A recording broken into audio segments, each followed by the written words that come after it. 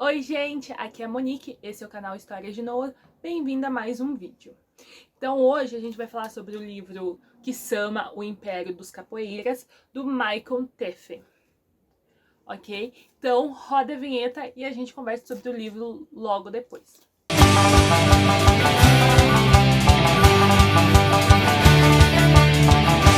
Eu escolhi esse livro, então, como mais uma dica para livros que podemos usar, né, na aula de literatura. Para ensino fundamental, pode ser para médio também, gente. Então esse livro, Kisama, Império dos Capoeiras, é um livro brasileiro, então se passa no Rio de Janeiro, é um livro de fundo histórico, então vai ter muita coisa de história aqui. E é um livro que, além de ser histórico, além de se passar no Brasil, além de ser um livro escrito especialmente para o público juvenil, né, ter uma linguagem ali mais específica para essa idade, também é um livro que ele vai ter muito mistério, vai ter investigação e vai ter muitas cenas de ação. Então ele consegue abranger ali vários gostos literários em apenas uma história. Qual é o enredo da história? O Vitorino, né, que seria o menino negro aqui, ele vai ter entre 14 e 15 anos na história, e ele vai atrás do Daniel Woodruff, porque o Daniel é um inglês que está no Rio de Janeiro, passando um tempo aqui, e ele é famoso por ter descoberto um mistério, e vai atrás desse Daniel para descobrir o mistério, que é onde está a mãe, no caso, essa pessoa aqui, a mãe do Vitorino. Então, Vitorino vai tentar convencer Daniel a trabalhar para ele. Só que Vitorino é um escravo, porque a história se passa em 1860, na década de 60, agora não lembro exatamente o ano. E, como sabemos, a abolição da escravidão só chegou no Brasil, né, só foi promulgada em 1888. Então, o fundo histórico é muito interessante, porque a gente vai ver como era esse Brasil, né, escravocrata, e também por ser já período ali onde a maioria dos países já tinha ocorrido a abolição, né, da escravidão, essa discussão muito latente no Brasil na época sobre a abolição da escravidão. Então tinha muita gente a favor, muita gente contra, e o livro também vai estar recheado desses discursos, tanto a favor como contra a abolição. E é legal porque a gente agora, em 2020, a gente já consegue ver, no caso, como muitos desses discursos eram meio fracos, até para dar uma desculpa para você permanecer, né, com a ordem vigente, que era a ordem escravocrata na época. Então vão ter vários personagens aqui, vai ter José de Alencar como personagem, né, que é o autor brasileiro da época do romantismo. E ele é interessante porque o Michael Teffin, ele cria toda uma história, né, falando que esse livro foi escrito a partir dos diários desse Daniel, e que essa história seria uma história verdadeira, então que realmente aconteceu. Então quando você vai lendo, você vai pensando, e você realmente vai acreditando, porque é uma contextualização histórica muito forte. Ele abranda um pouquinho na linguagem, para não ficar muito difícil para os alunos, mas tem todo o tratamento da época, senhor, senhorzinho, voz missê. Então os alunos conseguem entrar também dentro da história pelo aparato linguístico, né? Mas a história é uma história de ficção, gente. O Michael tirou tudo da cabeça dele, foi tudo muito embasado historicamente, mas é uma história completamente de ficção. Então, pontos positivos do livro, né? Por que ler ele na sala de aula? Porque ele vai trazer essa discussão de uma forma facilitada para o aluno, né? Então vai ser durante uma história, então é interessante para eles.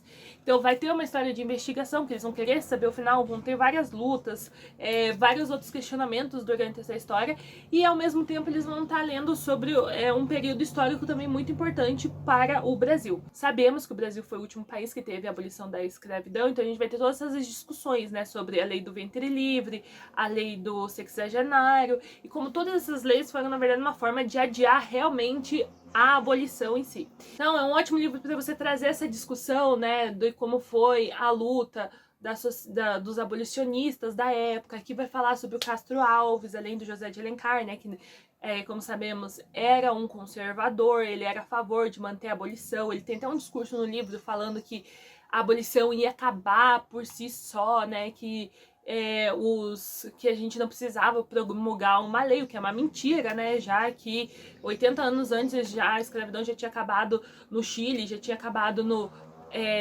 nos Estados Unidos por uma lei, e no Brasil ainda durou 80 anos a mais porque não teve essa lei. Porque enquanto tiver uma lei permitindo você abusar de outra pessoa, esse abuso vai continuar, né? Então, ter todas essas discussões mesmo na aula que o livro aborda, né? E tem um personagem aqui que é muito interessante, que é o alemão, que vai ser Herr Miller, que ele é o dono, o proprietário, tanto da mãe como do Vitorino. E aí ele vai ter todo esse discurso a favor da abolição, e ele vai se colocar como esse dono bom, né? Esse dono de escravo que é bom, e que os escravos são mais felizes porque trabalham para ele.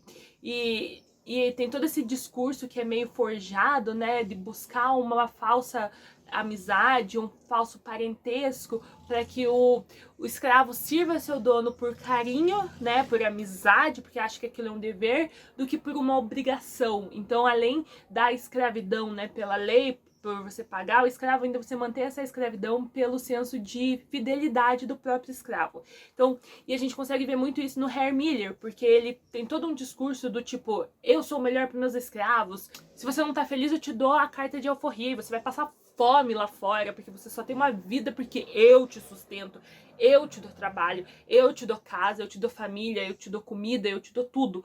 E aí, tem até uma hora que é questionado, né, porque o Vitorino, ele fugiu. Então, se você deixa seus escravos livres para tomarem essa decisão, por que você tá correndo atrás do Vitorino que fugiu? Por que você não deixa ele realmente ser livre, já que você acha realmente que lá fora é pior para ele? Né? Então, ver como todos esses discursos da época eram, na verdade, mentira. E o José de Alencar mesmo, o personagem, né, aqui na história, vai falar, né, que ele é contra a abolição, principalmente na época que estava sendo discutido, né, na época que se passa o livro, está sendo discutida a lei do ventre livre, né, da criança nascer já livre, em vez de nascer escrava, e que isso era um absurdo, porque quem quer criar, né, essas crianças, já que os pais iam continuar sendo escravos, que isso era inconsequência de gente que só sonhava e não pensava no bem social, mas o bem que ele tá falando é dos fazendeiros ricos, dos donos de escravos, dos políticos, ele não tá pensando na sociedade, na maior parcela da sociedade, que eram os escravos. Então, ter todas essas discussões, conversar sobre esses dois lados, acho muito importante trazer, né, essas informações e esse aparato histórico, e também ver como isso reflete ainda até hoje na nossa sociedade, né, brasileira, de como ainda os negros são as pessoas mais pobres da sociedade, são os que têm menor anos de educação, né, tanto básica como superior. A história se passa, né, 160 anos atrás, e vê como efetivamente, quais foram efetivamente as mudanças que ocorreram na sociedade hoje em dia. E isso, claro, é numa história eletrizante e cheia de ação aí para as crianças também se divertirem lendo. Kisama, o Império dos Capoeiras, é um livro, né, juvenil, e ele também é ilustrado pelo Rubens Belli, que eu esqueci de falar no início. Então vão ter várias ilustrações no meio, assim, da história. Deixa eu pegar uma aqui, né? Várias ilustrações, assim, no meio da história, para o aluno poder acompanhar. Então, normalmente, já vai ter uns spoilers ali, né? Normalmente é uma ilustração bem antes, então você já consegue ver, né? E é legal porque, por ser uma história que se passa no século XIX, para o aluno poder enxergar, ver a vestimenta, as roupas, como eles se comportavam, né? A diferença entre como os escravos se vestiam, como os donos de escravos se vestiam, como os brasileiros se vestiam, como o inglês se vestia e tudo isso, né? Falei muito da roupa, mas também mostra, né, as casas, bibliotecas, então como era isso. A história do livro se passa em 289 páginas, então é um livro curto, né, e dá ali para você ler em um mês com os alunos. Então foi esse o vídeo de hoje, gente. Espero que vocês realmente vão atrás do livro. É um livro brasileiro, né? Ele faz parte de uma trilogia, já foi lançada 2 livros, né? Esse é apenas o primeiro. Era para sair esse ano, mas eu acho que por causa da pandemia só vai sair ano que vem, o terceiro. Mas invistam, né, em literatura boa e literatura brasileira, e que é muito legal também para os alunos, já que tem essa aproximação da própria identidade. Então, lembrem de deixar o comentário aqui embaixo, a gente lê todos. Curtam o vídeo e compartilhem com quem você acha que vai se interessar pelo conteúdo. Então, esse foi mais um vídeo e até a próxima. Tchau!